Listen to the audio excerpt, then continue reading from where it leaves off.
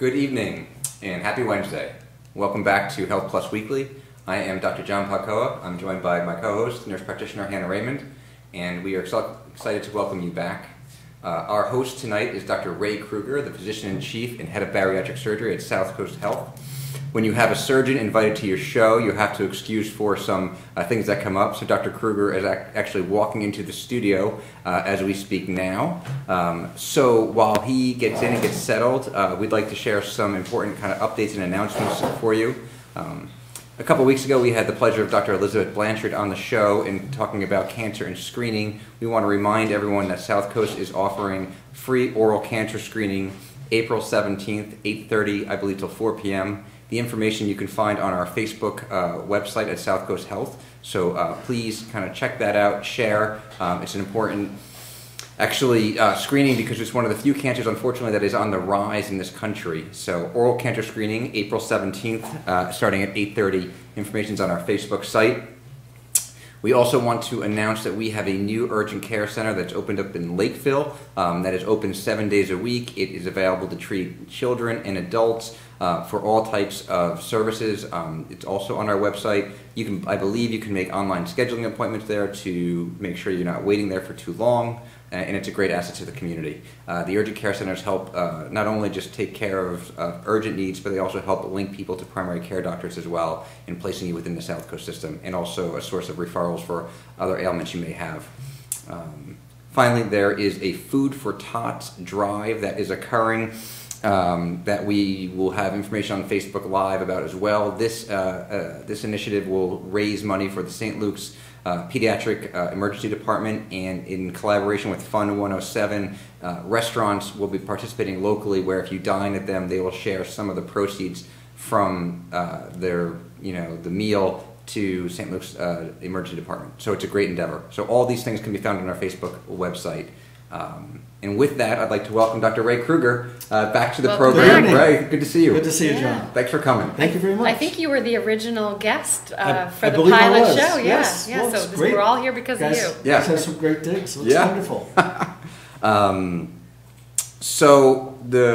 Since the last time you were on the show, I think I'm not sure if you've seen it recently, but we've updated it in the sense of we introduce our guests and like to ask, one, what made you go into medicine? Two, how did you find yourself, into bariatric surgery? Sure. And then we'll take off kind of general questions about bariatric surgery. And also, since you're the new physician-in-chief of surgery at Southcoast, we have a lot of other surgical programs going on. Absolutely. I don't want to, but I forgot to say this as, if anyone watching, please feel free to send in questions via Facebook to Dr. Kruger, Hannah, or myself regarding bariatric surgery, surgical questions in general at Southcoast.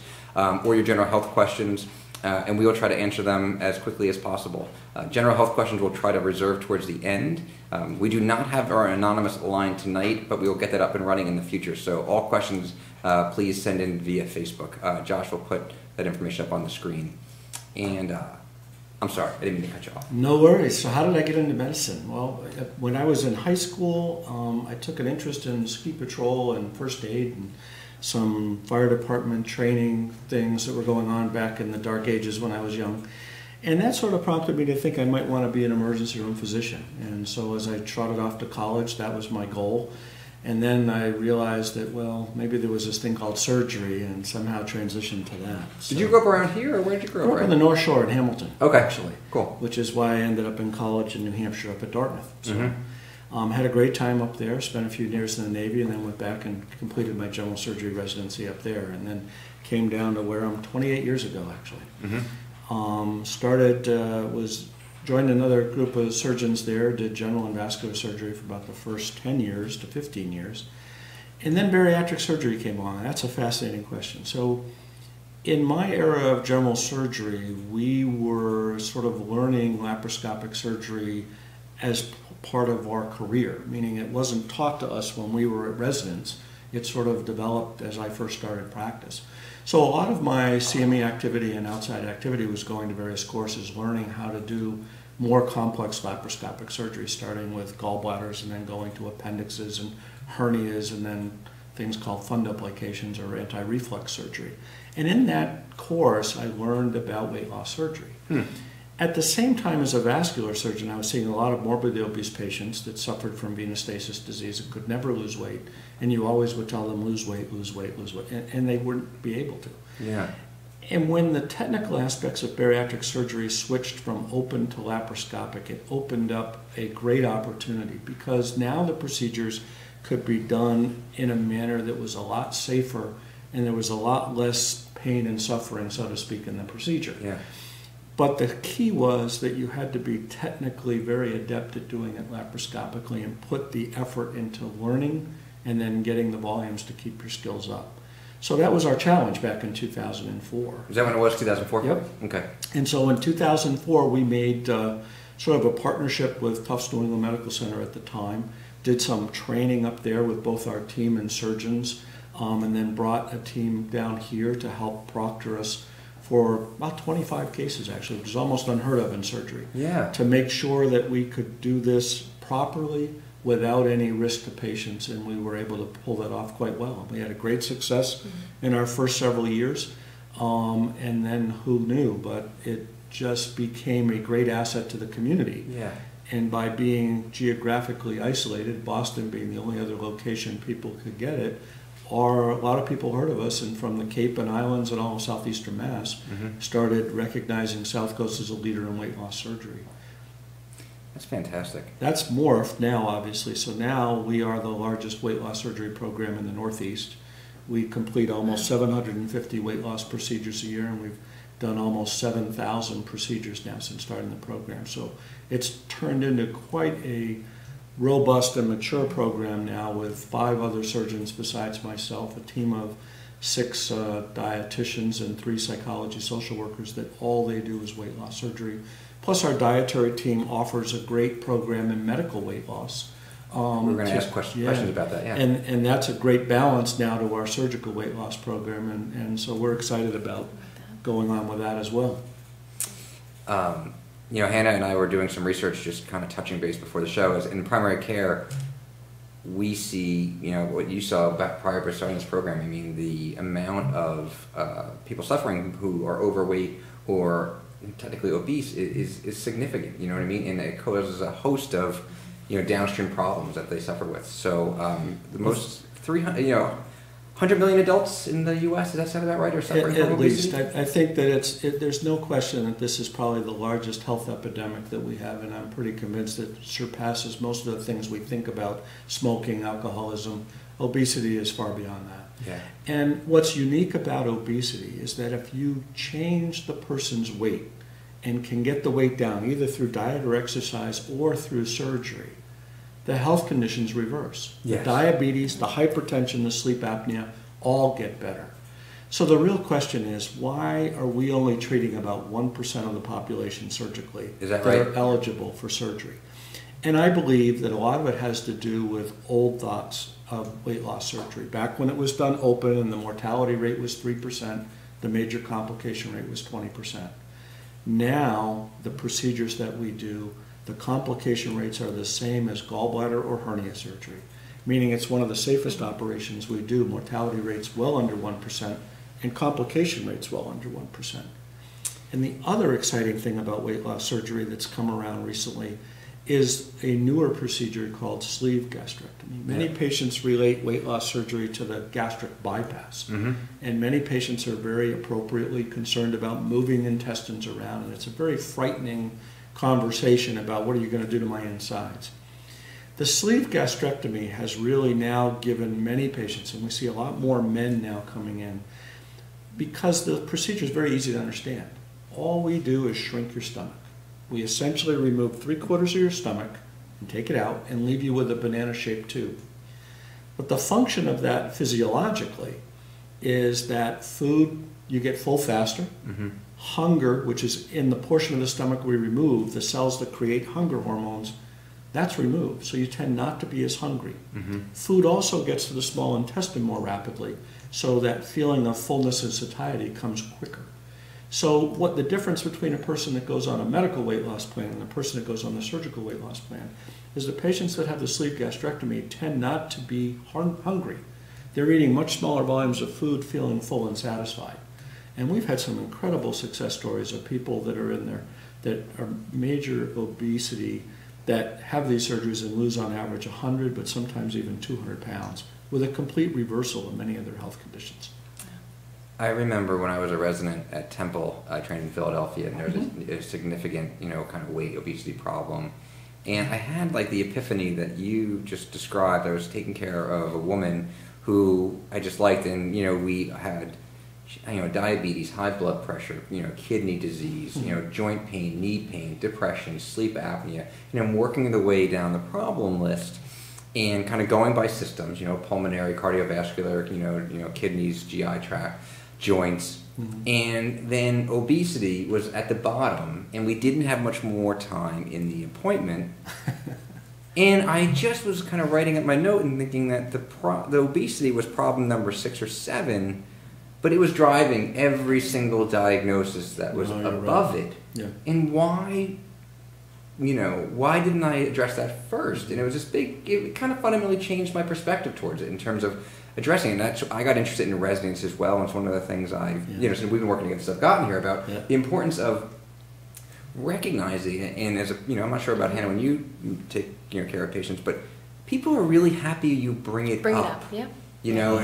Or raising it because they want to talk about their weight a lot of times. They have so many questions about their weight. And for many of them, they've been going to doctors for years, and their doctor hasn't brought it up with them. You know what I mean? I think you're right. I think what we find is it's a fascinating statistic. 56% of the patients that come to our program come because of a friend or family member that knew of us or had surgery by us.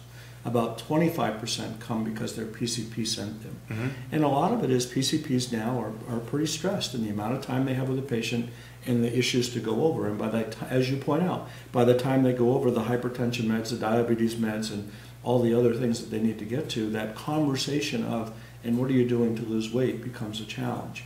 I think the other thing is that society has really looked upon surgery as either the easy way out or too dangerous. And we really need to help change the perception. Surgery is a tool, just like medical weight loss is a tool. And for people that have to take shots for diabetes or 3 pills for hypertension, surgery is way safer than the long term of those medications. And I think the public still struggles with that. But I hope that now with the sleeve gastrectomy being it's done laparoscopically, just like having your gallbladder out. In fact, it takes about the same amount of time with about the same complication rate.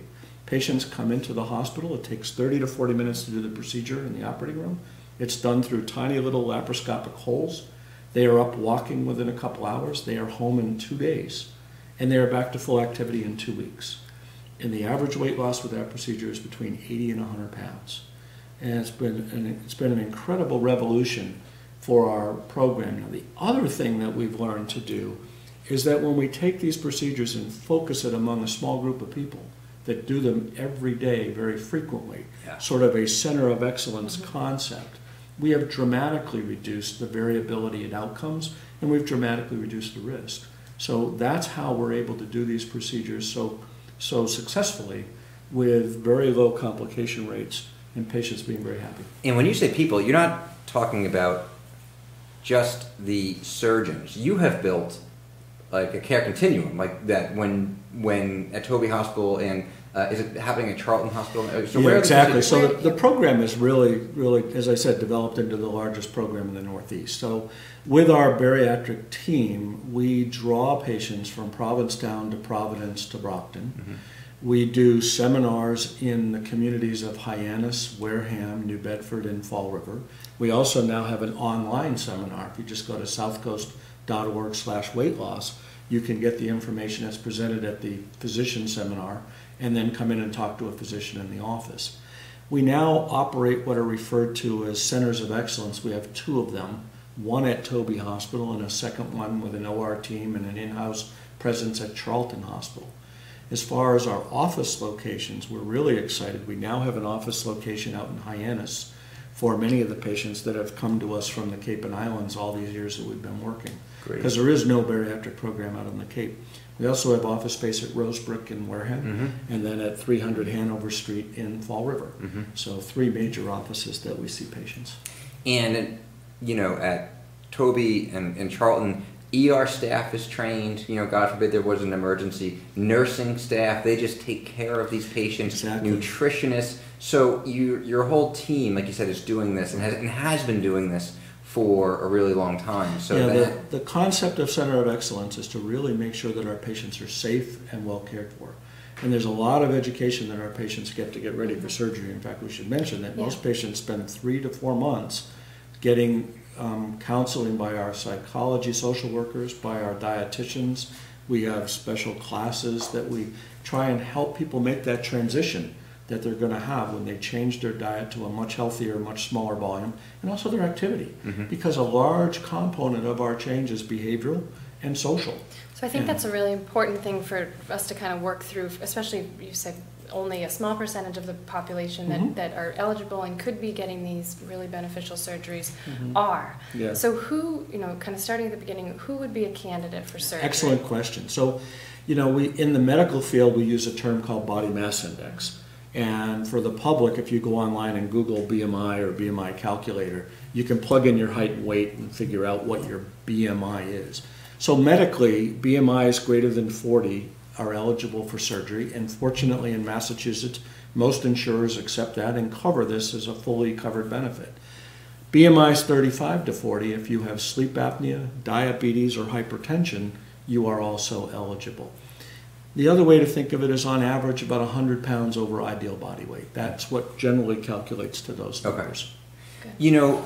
I think just for people watching, when you talk about weight and why you should address it, because what you mentioned earlier, people feel like the surgery is a failure. I almost like it in some ways, like people the same way with mental illness or depression. People are worried about taking a pill. They feel they're in, but being significantly overweight, being 100 pounds or more overweight, increases your risk of, like, you think, diabetes, high blood pressure, heart disease, stroke. But it also increases your risk of cancer, liver disease, cirrhosis, depression, joint pains, and there is increasingly evidence linking certain cancers to being overweight. So this is serious for people. It really is. And so if you, just for people who are out there, like if you have not seen a doctor, or you've not talked about it, I mean, it's no different than getting your cholesterol checked, going for your mammogram. I would say it is significant in terms of lowering the risk of the leading causes of death in this country, cancer, heart disease. Yeah, we actually have studies that show that for patients that are morbidly obese, 100 plus pounds overweight, their risk of dying is 9 times higher than a normal weight person. So that answers your question, that all those things you listed really conspire to increase the chances of someone having an early mortality, not to mention their quality of life. Now, what we're really trying to push now in our program is that we also have a medical weight loss arm for those people who just don't know that surgery is going to be right for them or want to give it a really good try. And in our medical arm, our dietitians meet with patients one-on-one or sometimes in small groups. We do have the ability to offer OptiFast as a meal replacement plan as part of that program. We also have the options to offer medical therapy with phentermine or Contrave or some of the newer combination drugs that are coming out. And very soon we're hoping to have an obesity medicine specialist, a medical doctor that has her obesity medical boards, joining our practice as well to help balance out our medical weight loss side to our surgical weight loss program. So for somebody who is eligible for surgery or kind of is interested in it, and they get a referral to see the bariatric program, could you kind of, you said there's a months long prep before surgery. Could you kind of walk somebody Absolutely, through? and I think the first part is that getting a referral from your primary care is certainly, if you have a relationship with a primary care and you can talk to them, that's great. But many of our patients come directly to our office. So the website, southcoast.org/weight-loss, has an introductory video session that you can do in the privacy of your own home, or that website also has our office number, the 508-273-4900 main number. You can also, if you'd like, go to a free seminar that's run by one of the bariatric surgeons, and again, those are in multiple communities, Fall River, New Bedford, Wareham, and Hyannis. They're done monthly, and you can, no obligation, just come and hear about it and talk with the surgeon at the seminar. Once people come to the seminar or do the online video, we then meet you in the office and you meet your surgeon one-on-one initially to review your health history, your medical problems, and to discuss the surgery, what procedure, bypass or sleeve would be best for you, what your risks are, what we think they would be. And then once we agree that you're a good candidate, you begin your journey. Your journey generally consists of 2 one-hour visits with one of our dietitians, 1 or 2 one-hour visits with our social worker, psychology, behavior specialist. And they're really there to see if you have any psychological conditions that might impede your success in the program. Okay. To also make sure that you're, fully making a rational decision, but then really to focus about behavior around foods and what modifications you're going to need to make or can expect to make in the future to be most successful. Mm-hmm. And some of that centers around activity and some of these psychological behaviors such as stress eating and those type of things. We also go on to have you get some lab work and a medical clearance by one of our pulmonologists or cardiologists. We have some classes that usually go once a week for 3 weeks that once again really dive into. Those are group classes, and the patients find them very beneficial because they're finally in a group of people that have the same problem they do. And they really talk about how they're going to address the changes that they're going to have moving forward and how their friends and family can support them. Mm-hmm. And that whole process takes roughly about 3 months. Okay. And then we get to surgery. How do you choose the type of surgery? Mm-hmm. Really, we leave that between the physician and the patient. Some patients have had friends or families that have had one or the other, so they have preferences. Mm-hmm. Sometimes it's related to the health conditions that you have. For instance, if you have severe diabetes, there's some data to suggest that a gastric bypass has some benefits over a sleeve.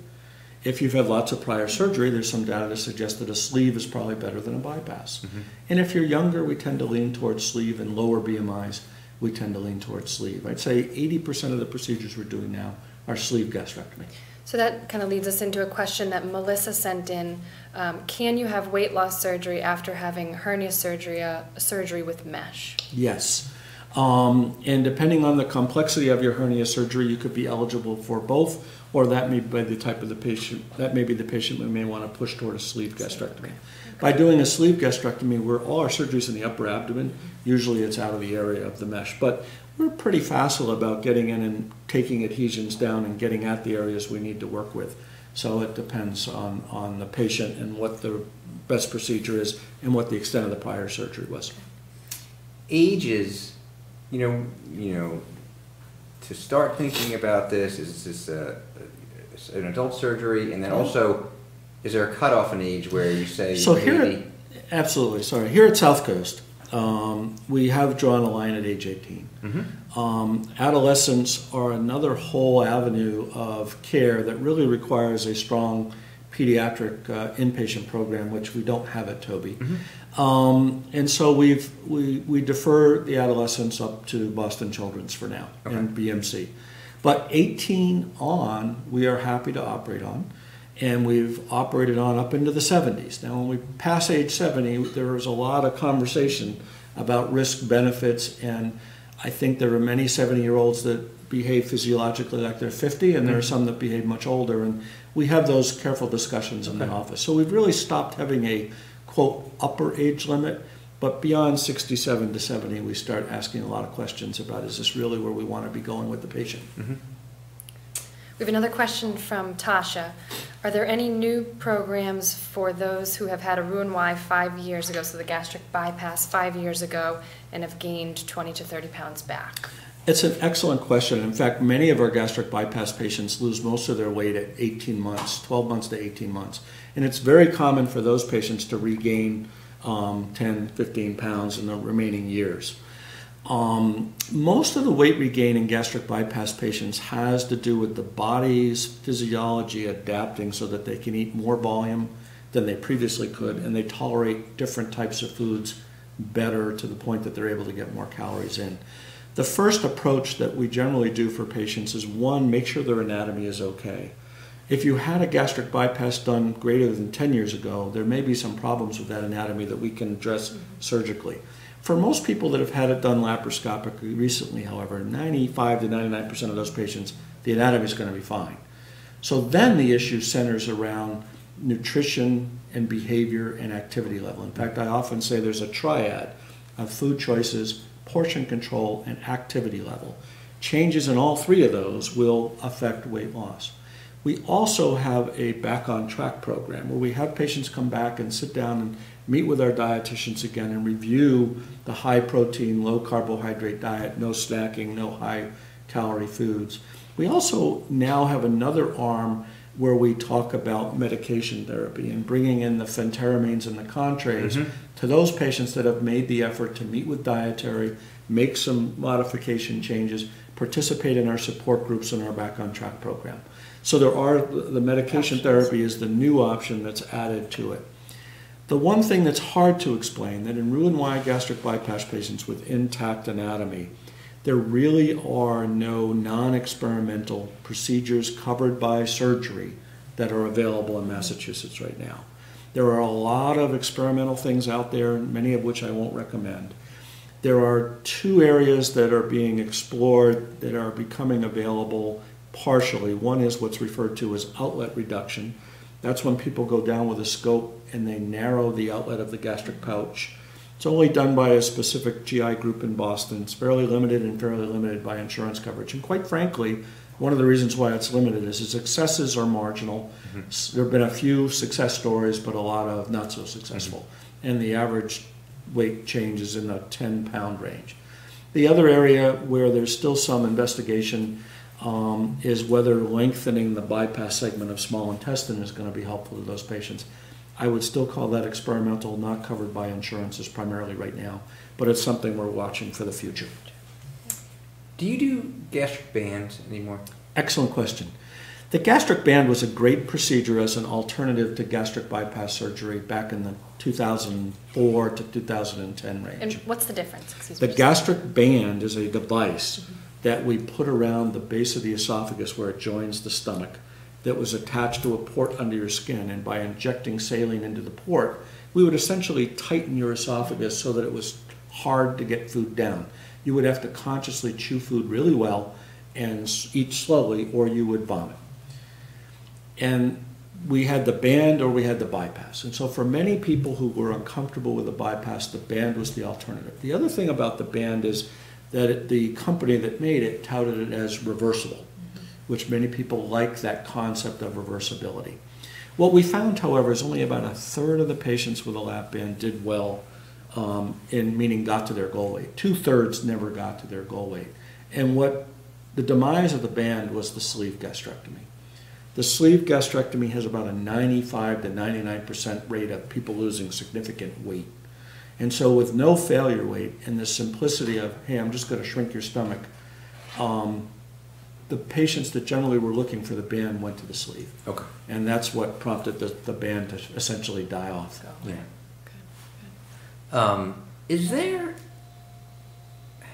a better time than not to go for the surgery? You know what I mean? Because, in caring for our patients and my patients, sometimes I talk about it openly. You know what I mean? It's amazing. Some people are, I don't know if they need that. I'm like, well, when you get to about 100 pounds, overweight, I think the greatest successes I've seen are when people are about that overweight. If you gain more weight than that, you lose. But is there an ideal? Like a window. I really think that anyone who's BMI or 40 or above, okay, which is that 100-pound mark, I think everybody should make efforts at medical weight loss. And most of the patients that come to see us are actually over 30. And they've spent quite a bit of their lifetime dieting and exercising and going up and down in weight. And for those patients, I think at that point when they come to us and said, I tried Jenny Craig, Weight Watchers, Nutrisystem, there's a whole physiology behind weight and obesity. And I think that one of the public education things that we owe everybody to understand is that it's not just because the person's lazy or that they eat wrong. Yeah. There is a whole biochemical feedback mechanism in our bodies around hunger and satiety that drive weight. And in fact, we even have some studies now to suggest that some people, just like their thyroids are off, their weight regulatory genes and mechanisms are off.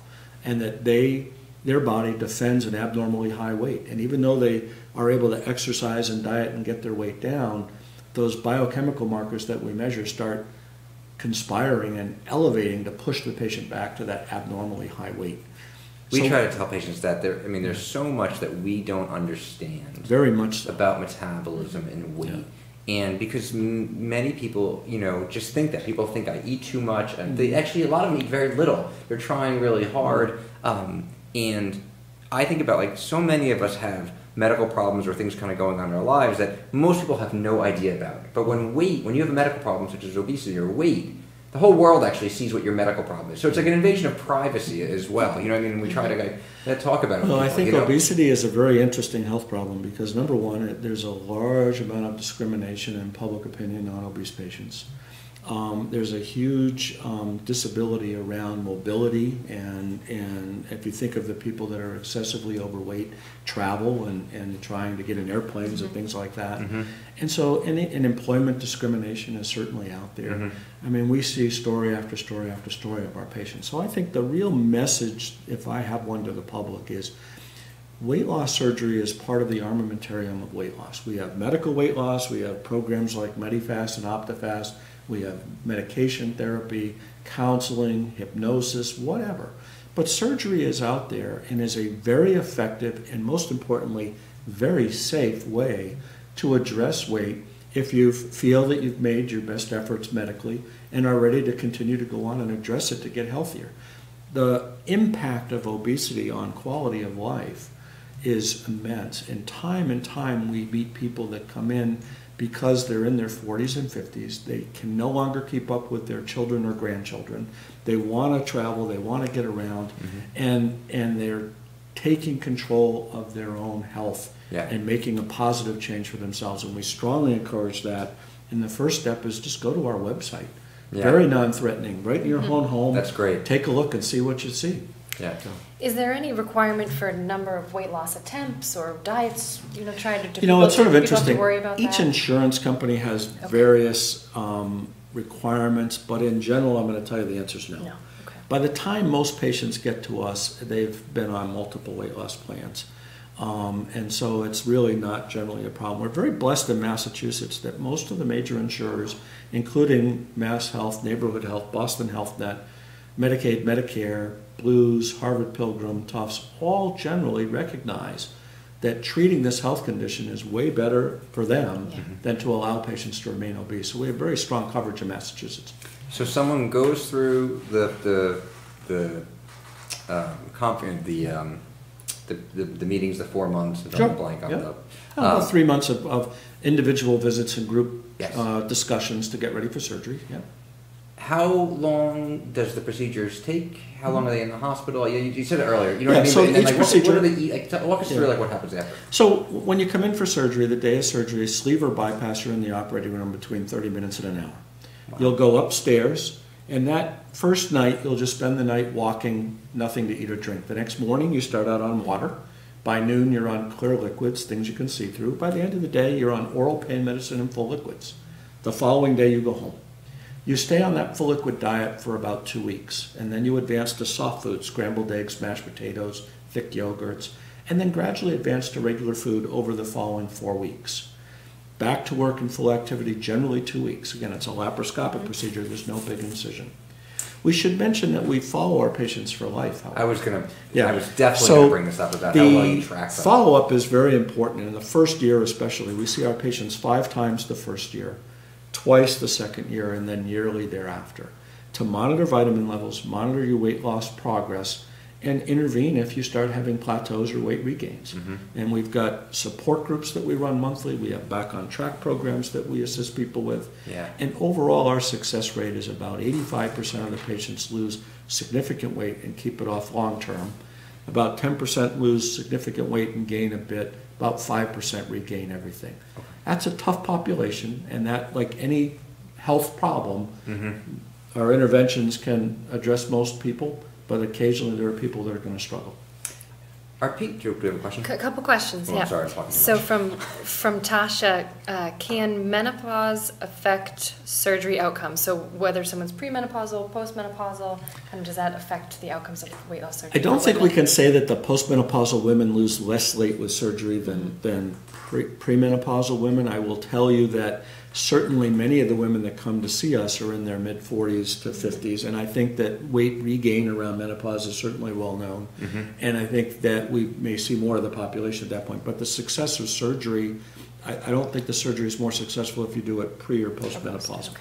But I guess what you alluded to, as women pass through menopause due to changing hormone levels, their metabolism changes. So that may give the illusion that, Sure. right? Like if you were premenopausal before you had surgery, then you would But pass not through. related to the surgery. But it's not because of the surgery yet. Another question from Michelle: Do patients experience dumping syndrome with the gastric sleeve? Excellent question. Not to the extent that they do with the gastric bypass. The gastric bypass, and again, the diagrams for these procedures are on our website. But in the gastric bypass, food gets into the small intestine pretty rapidly. And what dumping syndrome is when patients eat foods that are very high in sugar content, that sugar getting into the lumen of the small intestine causes the body to react. And the best way to describe the reaction of dumping is kind of like a really bad stomach flu or gastroenteritis, that cramping, gurgling that results in diarrhea. That's sort of what dumping is. The sleeve patients do not experience it as much because food doesn't rush into the small intestine. It doesn't get to that portion of the small intestine like it does in the Roux-en-Y as quickly. But they can, if they're, neither of these groups are supposed to be eating high calorie sugar foods like ice cream and milkshakes and stuff. None of us are. Really, none of us should So, be. Right? if a sleeve gastrectomy patient does have a big bowl of ice cream, they may experience some discomfort, but it won't be to the same extent of the sleeve. We actually find that dumping syndrome helps our patients and reminds them Of course, correct. what they're supposed to be doing, and so it's not always a big negative. Okay. And one last question from Deborah related to too much weight loss after after surgery. Do you encounter that? It's fortunately not a problem that we see. Obviously, weight and weight maintenance is a multifactorial variable, and patients with severe depression, patients with anorexia and eating disorders, lots of things can get unsurfaced. So of the almost 7,000 patients that we've done, it's extremely rare, meaning well less than 25, that we have patients that are severely losing weight and we have to intervene. And that's what you're trying to identify in those 2 or 3 months Exactly. before. That's what part of the pre-op effort is, to try and avoid that. But in those patients where that happens, we have ways of trying to help them through those periods, and generally you're successful in doing that. Are people hungry after, so they go and they're on liquids for, a period of time, then solids, or do they lose, what happens? So our surgeries do manipulate or affect those feedback mechanisms that we talked about. Many gastric bypass patients and sleeve patients report not being hungry. In fact, some of the people that have excessive weight loss, the problem is they don't have the trigger of hunger. So they have to kind of remember to eat. It's not that they're starving and running for the refrigerator. So that both these procedures do interfere with hunger and help those lower volumes of food not make you incredibly hungry. And that's one of the reasons why surgery is so much more successful than medical weight loss. Yeah. How quickly does the weight come off typically? And the follow-up to that is, how quickly do you see people start getting off their insulin, getting off their blood pressure medications? So one of the amazing factors is that these surgeries affect those chemicals in the body. So insulin sensitivity is affected almost immediately after surgery. So it's very common that we send patients on about half their diabetic meds when they leave the hospital. And that's just 2 days later. Exactly. Like you said, But then, also going on a limited diet too. But the average weight loss, I'd say half the weight loss happens in about 6 months, maybe half to 3/4. And then by 1 year to 18 months, that's usually where the maximum happens. Then it's very common to get a slow, little gradual increase over the next 5 years after that. Okay. All up to date on questions here. Extra skin, sometimes people lose. How do you help people with that? All of our Prevent that? pre-op patients are incredibly afraid of that. Yeah. And what's fascinating is that's the common question at the seminars is, what about all the excess skin? But in our post-op patients, only about 20% of the patients really desire to have something done. The majority of patients, the skin retracts and they're like, yeah, it's a problem, but I don't really want to have anything done. Insurance coverage has been a challenge in bariatrics because many of the insurance companies considered skin removal cosmetic.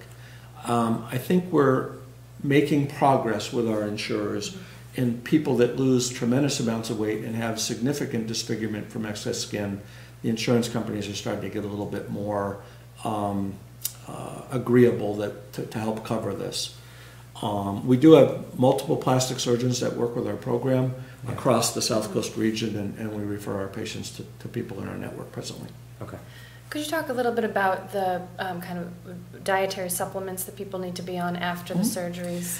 Yeah, because of the decreased amount of food that people eat, and in the Roux-en-Y gastric bypass, because some vitamins are not absorbed as well as others, we do have a vitamin regimen. It's fairly simple. For a gastric bypass patient, it's a chewable vitamin twice a day, calcium citrate 3 times a day, and then B12 either daily or every other day.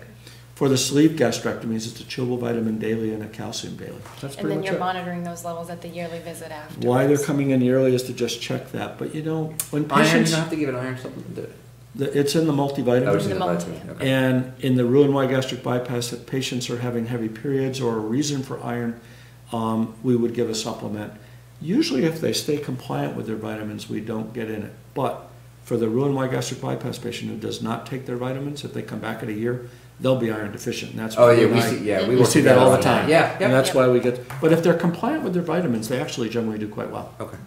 And what about portion sizes for the different surgeries? What's different? It's the same in both. Okay. For both patients, they're going to be at a reduced portion size. They're going to get full faster. They're not going to eat as much food as they used to.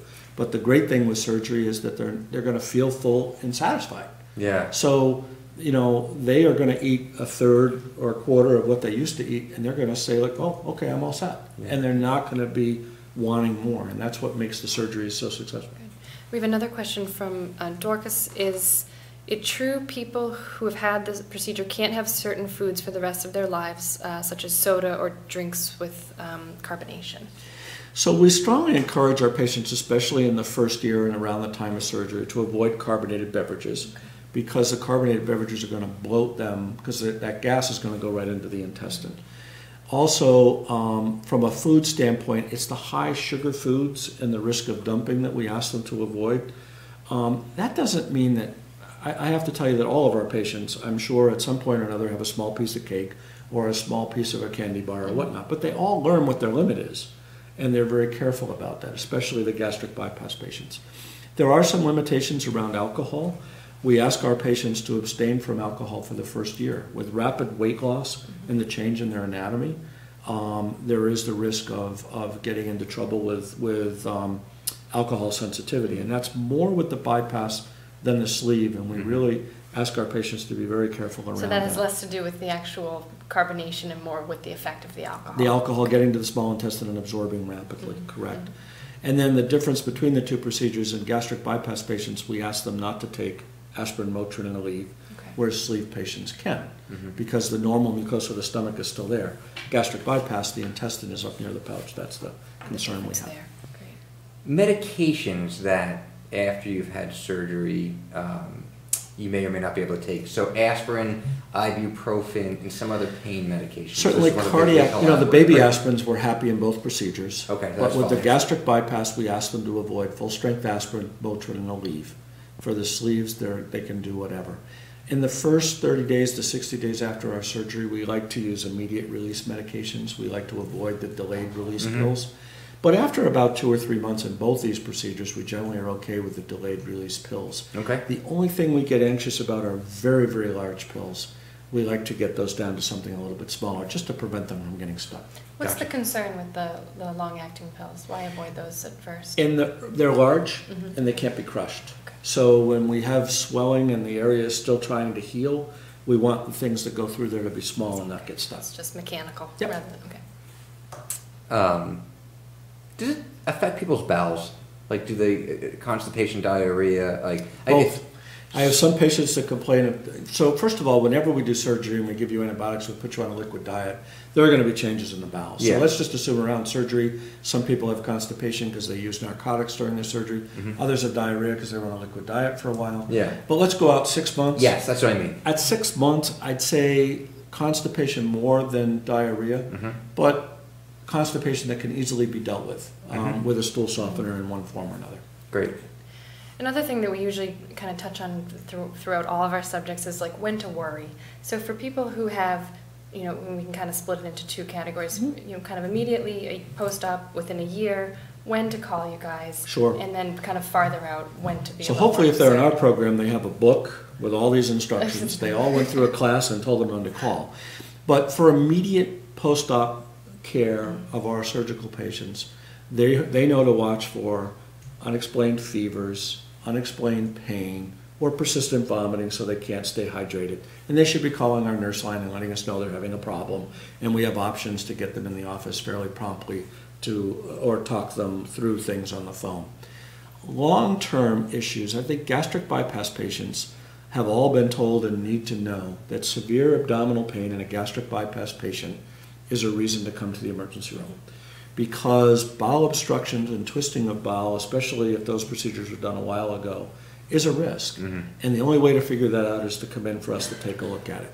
Now, it could be something as simple as a gallbladder attack or an ulcer, but I think severe pain in gastric bypass patients we get very edgy about and think those patients should pretty much be in touch with their surgeon or come to the emergency room. For sleeve patients, I think, again, severe pain, we'd like to see you. Mild to moderate pain, I think, behave like you hadn't had a sleeve and use your judgment based on that. How effective are the medical therapies for weight loss in your experience? We've got a fair amount of experience in this last year, and I must say I was very skeptical of them for a long time, and I have deferred a lot of the medical therapy to, again, we have an obesity medicine specialist internist that's going to join us shortly, and we also have 5 nurse practitioners or PAs that work in our office. Our nurse practitioners who do a lot of our routine follow-up have really gotten quite an experience with medication therapy. And they report some very successful cases, 40, 50-pound type reductions. And then I think in other patients, 10 or 20. So it's like every other medical therapy. For some people, it works really well. Yeah. For others, it just doesn't quite do it. And I think that the best success, if you're going to do medical therapy, is to do it as part of a program, to be working with a dietitian who's meeting with you, working in a group setting where people are supportive of each other, and sort of that behavior component too. Because the best successes in medical weight loss are working on all 3 points of the triangle. Food choices, the types of food, portions, and activity level. And if you don't do one of those, you have to work much harder on the other 2. So if you can do all 3 at once, those are the patients that are generally most successful. That's great. We have a question from Rachel asking, do you accept patients who are post-op sleeves but had the surgery done elsewhere but are unable to follow with their surgeon? We do. I think that our program is large enough and we feel that we're a member of the community and we recognize that some people have had their surgery either out of the state or may have traveled to Boston for whatever reason in the past. And we do have pathways for them to come in and get yearly checkups in our office, and we're happy to enroll them in our follow-up program. I know you've helped a number of my patients for that exact. And it's so great just to have this center of excellence right in our communities. I mean, it's fantastic. And those patients can contact our office at the 4900 number and just explain that you were elsewhere, and they'll make an appointment for you to come in with one of our NPs or one of our physicians, and we'll do an intake and then get your routine vitamins checked up and then go from there. For the medical weight loss program that's going to be starting up, will it be the same pathway for people to contact and make an appointment through the website? Okay. Through the website or the 4900 number, and just say you're interested in medical weight loss. Again, they've got a great program now where the dietitians run, which is called the 3 C's, Create Your Weight, where they really work at trying to get groups of people motivated, hold them accountable with frequent visits. And then for those patients who wish, they've also got meal replacement with OptiFast is what we're using. Great. Any questions in the queue? No, we're all caught up. So closing up, let's take off your bariatric hat and put on your general surgeon physician in chief as general of surgery for Southcoast. And What's new that maybe we should let people know about surgery at Southcoast? Any new programs? We have a number of new surgeons coming on board. It's a very exciting time for the surgery department at Southcoast, and I think that some of the excitements will start in orthopedics. Okay. As you know, Dr. Mike Langworthy has been heading our joint team, yeah. and we've now added Dr. Edkin in the Fall River market, who also is a very experienced joint surgeon from Tennessee who's now joined us, many years of experience, and we're hoping he'll balance out our joint program in the Fall River market. He works at Charlton Hospital, Excellent. Has an office in Swansea, and is soon to probably have an office in Fall River as well.